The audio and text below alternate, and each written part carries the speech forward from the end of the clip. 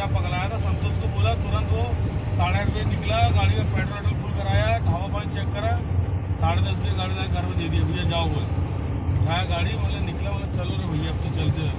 तो ड्राइवर को भी रात भर सुबह बैतूल से लेकर छिंदवाड़ा तक गया मैं, पूरे दिन भर रात भर फिर तो चलाते रहे।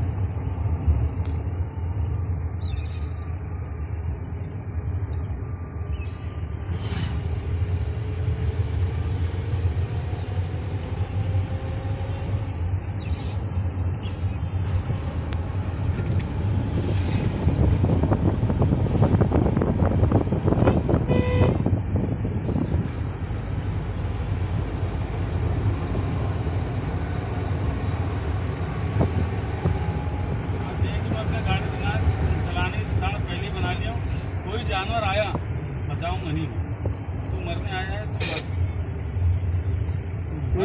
गाड़ी दिक्कत नहीं, तेरे चक्कर में मैं अपने आप को नहीं बचा, मरा रखता।